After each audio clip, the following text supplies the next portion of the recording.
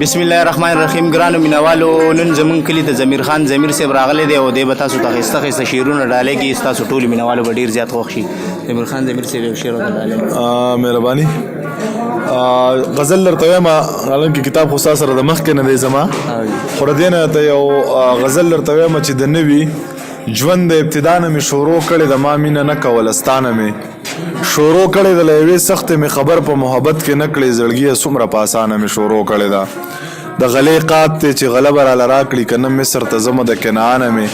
شروع کړې د زه چې اوله سپاره زده کم نو دم به د کم ستاسو د کلي د ملانه مې زبردست شروع کړې د زه شرابي نه هم خو ستا د لاسه شومه داسې ما ضمیر نسکل له بېګانه مې شروع کړې ده چې ژوند که بېلتانه وې نو مړ به وې مرګ که د خفګانه وې نو مړ به وې ژوند کې خو مې یو الله ته سترګې د رزق که د خانه وې نو مړ به وې زه په مینه کلکه عقیده ساتم ځکه بې ایمانه وې نو مړ به وې دا خو د دوه دریو میاشتو رنځور کړمه که خوښ مې د پخوانه وې نو مړ به وې دا شهید دی مخامخ یې ویشتی دی ویشتی که د شانه وې نو مړ به وې زه ضمیر د مور په دعا رنګ یم ویل که د بابا نه وې نو مړ به وې. یو بل شعر راته ډالۍ کړي چې وایي مور مې د خفګانه لاړه زه مسافر د دعاګانو یو سله وه چې زما نه لاړه زه مسافر ومه چې مور مې د دنیا نه لاړه پلار مې ویل په زنکدن کې ستا نه هماغسته د اخرۍ سلګۍ یې والی د ارمانه لاړه خور مې ویل لالا اسمان ته به یې سترګې کړلې قسم دې ستا د لاسه مړه د خفګانه لاړه یې زما مور مړه د ما پرېږده و دیدن له یې ځم کپیل ویل لاړ شه خو ویزه دې ګورئ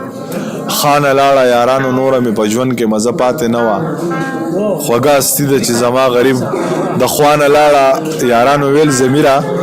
چغې خوب کې ولې وښې ضمیره چغرې د خولې نه تر اسمانه لاړه. ضمیر خان ضمیر صاحب او بل شعر راته ډالۍ کوي، وایي چې خپل ځان د محبت د دنګو غرونو نه غورځوم خپل ځان د محبت د دنګو غرونو نه غورځوم ارمانه نور د سم د ارمانونو نه غورځوم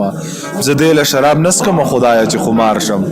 دا ذهن د بېدرده د یادونو نه غورځوم ستا ټول تصویران شته خو بې سترګو دي جانانه ستا سترګې اکثر ستا د تصویرونو نه غورځوم ظالمې سرې کافر تا پې تش اظهار ونه کو په شعر باندې زه خلک د کارونو نه غورځوم رقیبه زه خو غر کې مخ ته زیات ساته د ځان سره د سم د ګړنګونو نه غورځوم هغې ویل ضمیره چې کتل به پکې شرط وي قسم دی په کتورې د شعرونو نه غورځوم. ټیک شو.